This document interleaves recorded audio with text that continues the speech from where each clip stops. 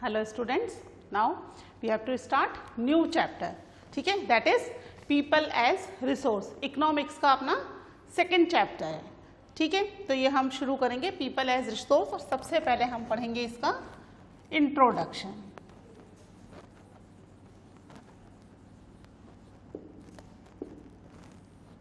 ठीक है, people as resource नाम से ही पता चल रहा है human being himself a resource है. कैसे रिसोर्स है ह्यूमन बीइंग? हमने लास्ट चैप्टर में भी पढ़ा था कि जितने भी रिसोर्सेज हैं वो तभी यूजफुल होंगे जब ह्यूमन बीइंग उनका यूटिलाइजेशन करेगा, उनको यूज करेगा. अगर उनका यूटिलाइजेशन नहीं किया ह्यूमन बीइंग ने, देन दैट रिसोर्स कैसे हो जाएंगे? That is useless. वो रिसोर्स ही नहीं रहेंगे, है ना. तो यहाँ पर ह्यूमन बीइंग हिमसेल्फ रिसोर्स है, यानी कि जो भी मनी है, लैंड है और जितने भी हमें रिसोर्स मिल रहे हैं हमारे आसपास, सारे के सारे रिसोर्स किसको बिलोंग करते हैं? ह्यूमन बीइंग को, पीपल को बिलोंग करते हैं. ठीक है, तो पॉपुलेशन जो है, पॉपुलेशन क्या है? एक पॉपुलेशन हिमसेल्फ ह्यूमन बीइंग है ना. पॉपुलेशन इंसानों की तो पॉपुलेशन होगी, ह्यूमन बीइंग की तो पॉपुलेशन ही होगी. ठीक है, दूसरे एनिमल्स और प्लांट्स को पॉपुलेशन थोड़ी बोलेंगे, है ना. तो यहाँ पर जो पॉपुलेशन है ह्यूमन बीइंग की, इसको हम दो फैक्टर्स कर सकते हैं. हर चीज के दो फैक्टर्स हो सकते हैं. एक होगा इसका ह्यूमन बीइंग का, दैट इज नेगेटिव साइड. ठीक है, नेगेटिव साइड. नेगेटिव साइड मतलब, चलिए दूसरा और लिख लेते हैं. दूसरा क्या होगा? अगर एक नेगेटिव है तो दूसरा पॉजिटिव, है ना. दो साइड, हर चीज के दो साइड होते हैं. एक नेगेटिव होता है, दूसरा पॉजिटिव होता है. तो पॉपुलेशन के भी दो साइड हैं. One is negative and the another one is positive. Negative क्या है? अगर किसी कंट्री की पॉपुलेशन बहुत ज़्यादा है तो क्या करना पड़ेगा? उस पूरी पॉपुलेशन को फूड प्रोवाइड करने की जिम्मेदारी हो जाएगी गवर्नमेंट की. ठीक है, शेल्टर, हेल्थ, है ना, और जो भी बेसिक फैसिलिटीज हैं, ठीक है, बेसिक नीड्स, वो सभी हमें फुलफिल करनी पड़ेगी उस कंट्री की गवर्नमेंट को. यानी जितनी बड़ी पॉपुलेशन उतना ही ज़्यादा फूड चाहिए, उतनी ही जगह चाहिए रहने के लिए, हेल्थ फैसिलिटीज़ चाहिए, और जो भी बेसिक नीड्स हैं वो सारी फुलफिल करनी पड़ेंगी. यानी जितनी ज़्यादा पॉपुलेशन उतना ज़्यादा खर्चा करना पड़ेगा टू मेंटेन द पॉपुलेशन.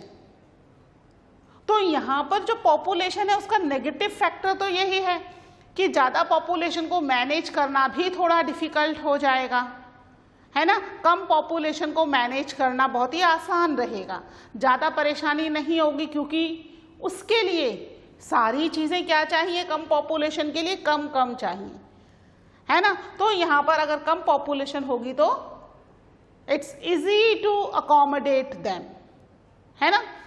तो पॉजिटिव साइड क्या है? पॉजिटिव साइड कि भाई किसी भी कंट्री की पॉपुलेशन ही, पीपल ही तो रिसोर्स हैं, ह्यूमन बीइंग ही तो रिसोर्स हैं. तो किसी भी कंट्री में जितनी ज़्यादा पॉपुलेशन है, यानी उतनी ही ज़्यादा उस कंट्री की प्रोडक्टिविटी है ना. उतना ही ज़्यादा लोग काम कर रहे हैं. जितने ज़्यादा लोग काम करेंगे उतनी ज़्यादा प्रोडक्टिविटी होगी, उतनी ही ज़्यादा कंट्री क्या करेगी? डेवलप करेगी. ठीक है, डेवलप होगी उतनी ज़्यादा कंट्री, डेवलपमेंट रेशियो हाई होगा.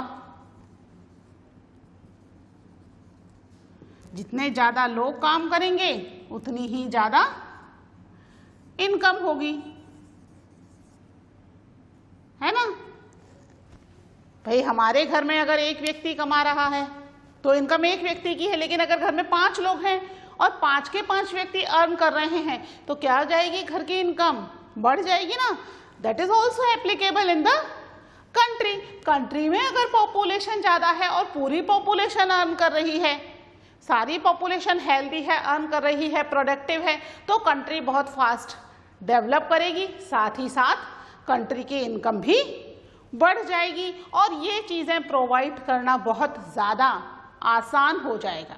समझ में आ रहा है? दो फैक्टर्स हैं, नेगेटिव एंड पॉजिटिव। अगर हम मान के चले नेगेटिव है और पॉपुलेशन को कम ही रखें तो फिर कंट्री में ये जो सारे फैक्टर्स हैं, प्रोडक्टिविटी भी कम होगी, पॉपुलेशन कम है, इनकम भी कम ही होगी और डेवलपमेंट रेशियो भी उसके कंपैरिजन में कम हो जाएगा। ठीक है, तो ये नेगेटिव और पॉजिटिव दो साइड्स हम देख सकते हैं किसी भी कंट्री में पॉपुलेशन के। अब ये पॉजिटिव साइड देखने के लिए हमें क्या चाहिए? उस कंट्री की पॉपुलेशन जो है नेगेटिव साइड के लिए सबसे पहले तो हेल्दी हो, है ना? हेल्दी होगी तभी तो प्रोडक्टिव होगी, तभी काम करेगी। फिर वो एजुकेटेड हो, ठीक है, एजुकेशन चाहिए उसके लिए स्किल्स चाहिए, है ना, उसके लिए नॉलेज चाहिए, ये सब चीजें चाहिए, तभी वो कंट्री की पॉपुलेशन कैसी हो जाएगी? पॉजिटिव होगी। अदरवाइज क्या हो जाएगी? वो नेगेटिव में कन्वर्ट हो जाएगी। उसके लिए जॉब नहीं है, उसको फूड प्रोवाइड करो और सारी चीजें प्रोवाइड करो। एम्प्लॉयमेंट भी तो चाहिए ना भाई, काम तो तभी करेगी जब एम्प्लॉयमेंट अपॉर्चुनिटीज होंगी, तो सारी चीजें उसे प्रोवाइड करानी जरूरी हो जाएंगी। तो कंट्री की पॉपुलेशन नेगेटिव इफेक्ट देती है या पॉजिटिव इफेक्ट देती है, ये डिपेंड करता है कि किस तरह की पॉपुलेशन है कंट्री में। ठीक है, पॉजिटिव साइड के लिए हम देख सकते हैं, हमारी ही कंट्री का एग्जाम्पल लें तो ये कौन सा एग्जाम्पल होगा हमारी ही कंट्री में? That is green revolution. जानते हैं आप लोग ग्रीन रेवोल्यूशन क्या है? ग्रीन 1960 से पहले कंट्री के अंदर फूड ग्रेन सफिशिएंट नहीं था, है ना? सब पूरी पॉपुलेशन को फूड ग्रेन प्रोवाइड करवा पाना थोड़ा मुश्किल हो रहा था। अगर ऐसे में कोई डिजास्टर आ जाए या किसी रीजन से फूड ग्रेन कम ग्रो हो तो कंट्री में बहुत बुरी कंडीशन होने की पॉसिबिलिटी थी और हमें फिर महंगे दामों में फूड ग्रेन बाहर से परचेज करने के लिए मजबूर होना पड़ता। इसके लिए गवर्नमेंट ने ग्रीन रेवोल्यूशन एक प्रोजेक्ट चलाया। उसके अंदर क्या था ग्रीन रेवोल्यूशन में? लोगों के लिए HYV सीड्स, पता है ना आपको HYV सीड्स क्या होते हैं? हाई यील्डिंग वैरायटी सीड्स, जो कि छोटे ही पौधों में बहुत ज़्यादा अच्छी यील्डिंग प्रोवाइड करते हैं। ठीक है, अच्छी खासी फर्टिलाइजर,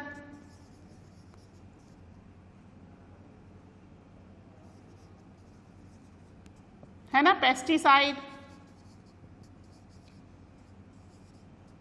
इन सब चीजों से बहुत ही अच्छी प्रोडक्शन की गई फूड ग्रेन की, है ना। 1960 और 1970 के बीच में गवर्नमेंट ने इसके ऊपर बहुत ज़्यादा काम किया और इंडिया के कुछ स्टेट जैसे Punjab, Haryana, some parts of Uttar Pradesh, यहाँ पर बहुत ही अच्छी फूड ग्रेन का प्रोडक्शन हुआ और अब तो इंडिया में बाकायदा अच्छी खासी food security Indian government provide कर रही है टू द पॉपुलेशन, है ना। क्यों प्रोवाइड कर पा रही है? क्योंकि ग्रीन रेवोल्यूशन में ह्यूमन बीइंग की स्किल्स और नॉलेज से इन्होंने HYV सीड्स, फर्टिलाइजर, पेस्टिसाइड के थ्रू किस तरीके से लैंड का मैक्सिमम यूटिलाइजेशन किया जा सकता है, इस चीज को पहचाना। ठीक है, दूसरी है हमारी IT इंडस्ट्री। दूसरा एग्जाम्पल हम दे सकते हैं IT इंडस्ट्री का। क्या है IT इंडस्ट्री? Information technology. बहुत ही तेजी से इंडिया में इसकी ग्रोथ हुई है ना। बाहर जो सॉफ्टवेयर डेवलप करवाने के लिए बहुत टाइम और बहुत पैसा खर्च करना पड़ रहा था फॉरेन कंट्रीज को, इंडिया में वही सॉफ्टवेयर कम समय में और बहुत अच्छी एफिशिएंसी के साथ विद मिनिमम पैकेज, कम पैसों में डेवलप करके इंडियन पॉपुलेशन दे रही थी, because we have a high population ratio. हमारे यहाँ पर काम की ज़रूरत थी, वेरी प्रोडक्टिव पॉपुलेशन थी, स्किलफुल थी, बहुत नॉलेज थी, एजुकेटेड थी, हेल्दी भी थी, but they don't have work. ठीक है, जब उन्हें काम प्रोवाइड किया गया तो उन्होंने पूरी अपनी स्ट्रेंथ के साथ बहुत ही अच्छे रिजल्ट्स दिए, और उसका नतीजा ये हुआ कि इंडिया में बहुत सारी आईटी इंडस्ट्रीज़ ने अपने ऑफिसेस खोलने शुरू कर दिए और बहुत सारी पॉपुलेशन इसके अंदर एम्प्लॉय हैं। आप अपने आसपास में भी देखो, आसपास के भी कोई ना कोई भैया दीदी है ना, पुणे बेंगलोर में किसी ना किसी आईटी इंडस्ट्री में काम करते हुए दिखाई देंगे। बहुत अच्छी पॉपुलेशन जो है वो इन आईटी इंडस्ट्रीज में एम्प्लॉयड है, because we have a high population, है ना। दूसरी कंट्री में इतनी पॉपुलेशन नहीं है कि वो भाई उसको वेरियस सेक्टर्स में डिवाइड कर सकें। अगर वो ज़्यादा पे करते हैं तभी वो पॉपुलेशन उसके लिए काम करेगी, कम पे पर तो वो दूसरा कम प्रोडक्टिव काम कर रही है, और हमारे यहाँ पर वही काम ठीक पे में हो जा रहा है ना। तो ये पॉपुलेशन के कुछ पॉजिटिव साइड्स भी हैं, कुछ नेगेटिव भी हैं, है ना, क्योंकि अगर पॉपुलेशन प्रोडक्टिव नहीं हो पा रही है तो फिर यहाँ पर प्रॉब्लम्स क्रिएट होना शुरू हो जाती हैं। ठीक है, तो एक बच्चे पर किया जाने वाला खर्चा, जैसे आपके ऊपर किया जा रहा है खर्चा आइदर टू योर एजुकेशन, है ना, आपकी पढ़ाई पर, स्कूल की भी फीस पे कर रहे हैं पेरेंट्स, कोचिंग की भी फीस पे कर रहे हैं पेरेंट्स, है ना। फिर आपकी हेल्थ पर बहुत सारे आपको वैक्सीनेशन करवाए गए, है ना।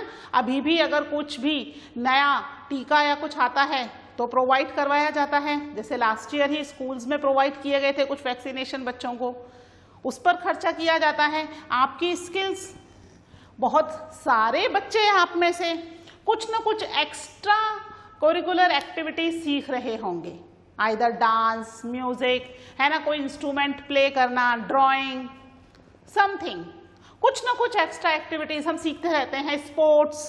तो आपकी स्किल्स पर भी आपके पेरेंट्स खर्चा कर रहे हैं, है ना। फिर आपकी नॉलेज, अगर आपको नॉलेज है अच्छी किसी फील्ड में तो उसको और अच्छा ग्रो करने के लिए भी खर्चा कर रहे हैं पेरेंट्स। क्यों कर रहे हैं बच्चों? आप जो हो, आप कंट्री का फ्यूचर हो, है ना, और आप पर आज किया गया खर्चा क्या कहलाएगा?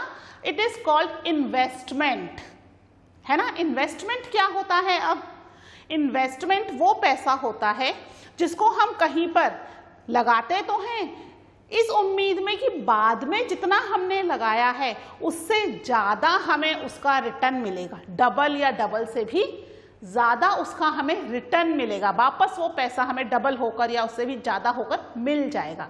वो क्या कहलाता है? That is called investment.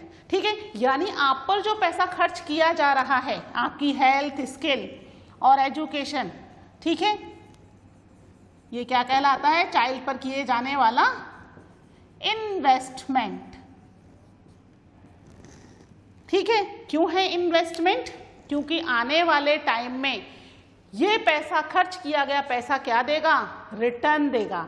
आपको अच्छी जॉब मिलेगी, आप अच्छा बिजनेस करोगे, है ना, या किसी भी आईटी कंपनी में या कहीं भी स्पोर्ट्स में, म्यूजिक में, जिसमें भी आपकी इंटरेस्ट है उसमें आप एम्प्लॉय होगे और आप कंट्री के लिए क्या बन जाओगे? You become a productive population for the country. और जितना आप पर आज खर्च किया गया है उससे कहीं ज़्यादा आप अर्न करके कंट्री को रिटर्न कर दोगे, है ना।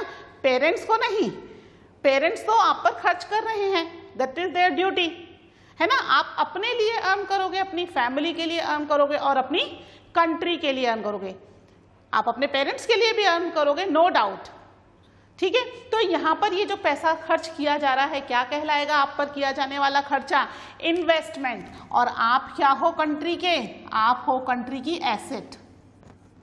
क्या हो आप? कंट्री की एसेट हो। आप कंट्री की एक ऐसी प्रॉपर्टी हो जो कि बहुत ही इम्पॉर्टेंट है कंट्री के लिए और आने वाले टाइम में कंट्री को रन करने के लिए बहुत ही ज़्यादा ज़रूरी है, इसीलिए आप लोगों का इतना ख्याल रखा जाता है, आइदर योर हेल्थ हो, एजुकेशन, स्किल्स या आपकी नॉलेज, है ना। इस कोरोना टाइम में भी, लॉकडाउन के अंदर भी आपके लिए सारी फैसिलिटीज़ अवेलेबल करवाने की कोशिश की जा रही है, चाहे वो एजुकेशन हो, स्कूल से भी, कोचिंग से भी, है ना।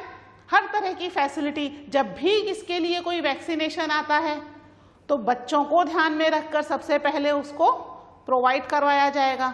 बच्चों की वजह से ही एजुकेशन सेंटर्स हैं, कोचिंग हैं और स्कूल्स बंद हैं।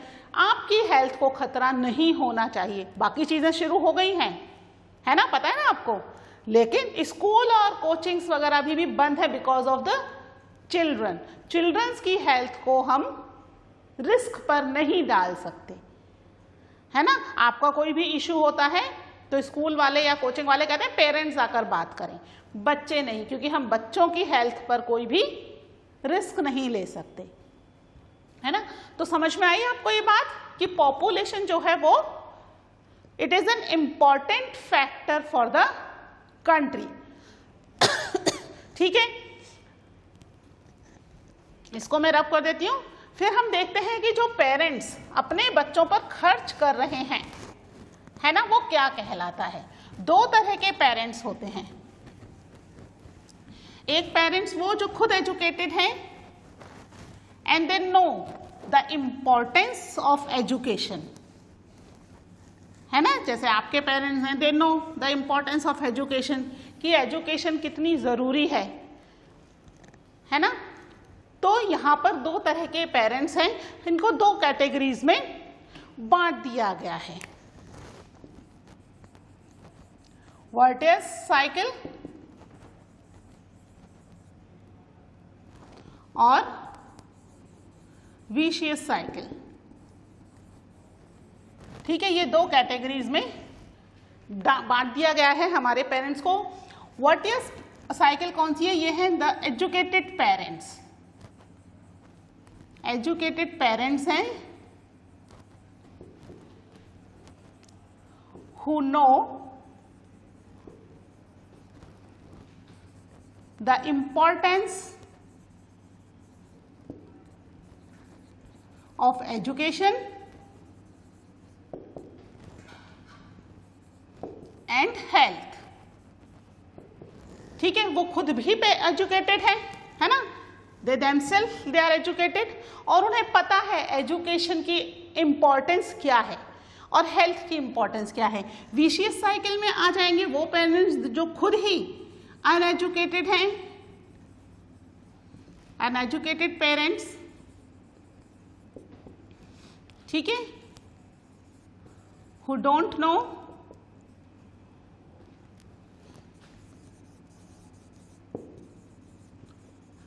the importance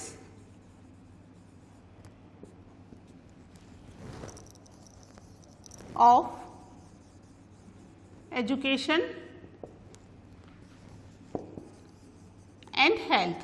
ठीक है, यानी कि खुद एजुकेटेड हैं पेरेंट्स, तो उन्हें पता है कि अगर आप एजुकेटेड हो तो you become a asset for the country, है ना। तो वो आपकी एजुकेशन पर, आपकी स्किल्स पर और आपकी हेल्थ के ऊपर, हाइजीन पर अच्छा खासा खर्च करते हैं। ठीक है, क्यों खर्च करते हैं? Because they themselves educated.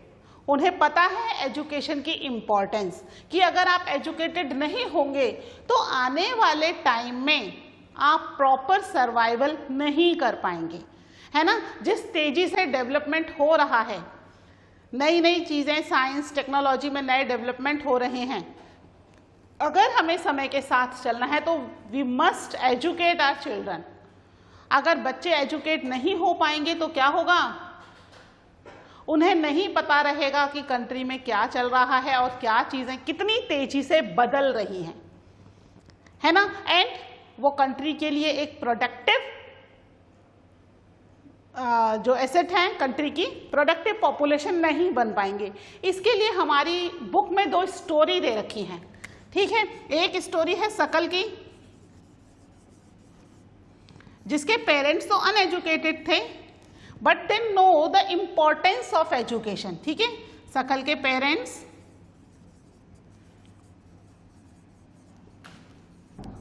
Know the importance,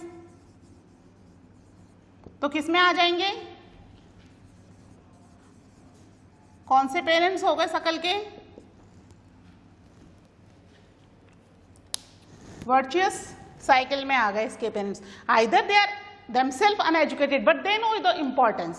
जिनके पेरेंट्स इंपॉर्टेंस जानते हैं, तो सकल के पेरेंट्स ने इंपॉर्टेंस पहचानी कि एजुकेशन क्यों इंपॉर्टेंट है, और सकल को प्रॉपर एजुकेशन दिलवाई। 10th क्लास तक की पढ़ाई उसने की, और साथ में उसको एक कंप्यूटर कोर्स भी करवाया। उसके फादर को लोन लेना पड़ा, लेकिन उन्होंने अपने बेटे को ना केवल एजुकेशन दी बल्कि एक स्किल है ना, कंप्यूटर की स्किल्स भी उसमें डेवलप की, और सकल को उसकी वजह से बहुत ही अच्छी एक जॉब मिली। उसने सॉफ्टवेयर भी डेवलप किया और प्रमोशन लिया, अच्छा खासा अर्निंग सकल कर पा रहा था, है ना। He become a productive asset for the country. वहीं दूसरी स्टोरी है हमारी बुक में विलास की, एक बार आप बुक में से रीड कर लेना। ठीक है, विलास के parents they themselves were uneducated and they don't know the importance of education। ठीक है, इसके पेरेंट्स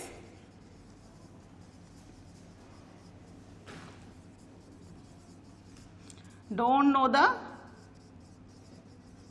importance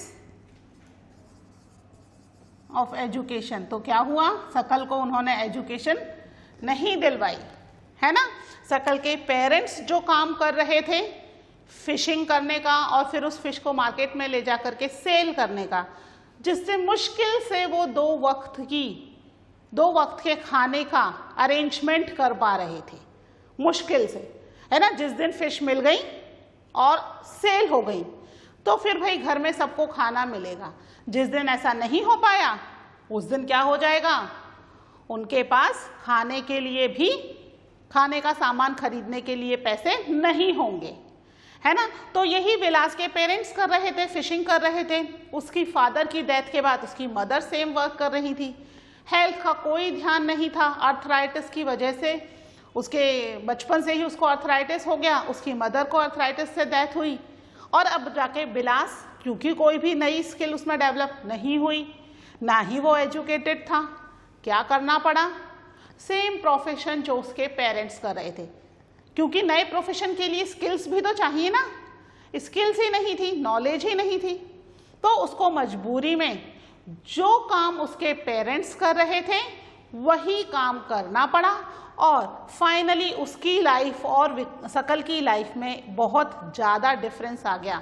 जहाँ दोनों ही गरीब परिवार से थे, है ना, दोनों ही के पेरेंट्स मजदूर थे, पर एक के पेरेंट्स ने अपने बच्चे को एजुकेशन और स्किल्स की प्रॉपर नॉलेज प्रोवाइड करवाई, और उसकी लाइफ जो है वो चेंज हो गई, टोटली चेंज हो गई, है ना। वहीं विलास के पेरेंट्स ये नहीं कर पाए, और विलास की लाइफ कैसी रही, वो वहीं उस विलेज में उसी पॉन्ड से फिश पकड़ते हुए पूरी लाइफ उनकी खत्म हो गई। ठीक है, इसी तरह का एक एग्जाम्पल जो है वो जापान का भी हमें देखने को मिलता है कंट्री में। ठीक है, जापान एक ऐसी कंट्री है बच्चों जहां पर बहुत ज़्यादा नेचुरल रिसोर्सेज नहीं मिलते हैं। ठीक है, नेचुरल रिसोर्सेज मतलब मिनरल्स, मेटल्स वगैरह, ये कुछ भी नहीं मिल रहे हैं जापान में। फिर भी जापान एक Japan is a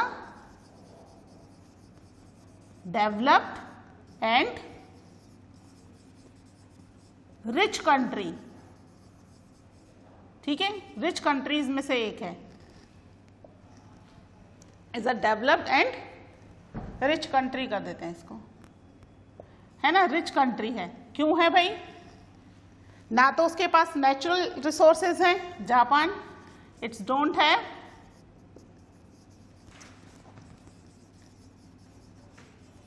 natural resources नहीं है, तो फिर ये कैसे एक रिच और डेवलप्ड कंट्री हो गई, कैसे हुई, क्योंकि यहाँ पर इनके पास पॉपुलेशन ऐसी है जो कि बहुत ही प्रोडक्टिव है।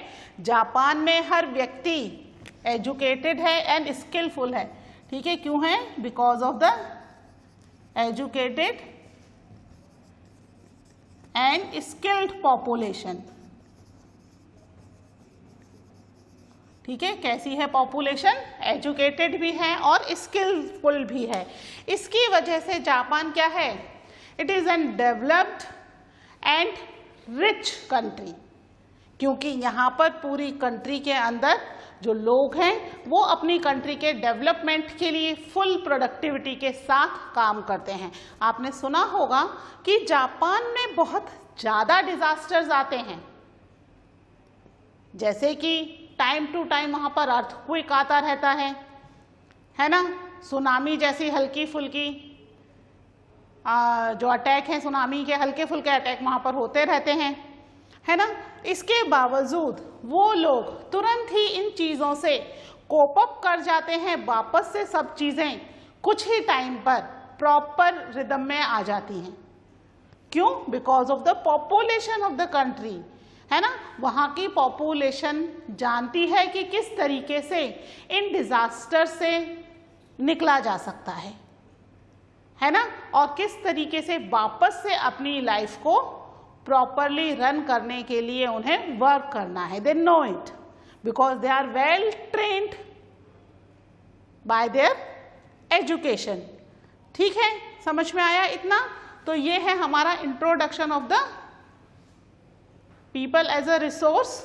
ठीक है, तो आज के लेक्चर में इतना ही। अगले लेक्चर में हम देखते हैं इकोनॉमिक एक्टिविटी। ठीक है, till then take care, bye.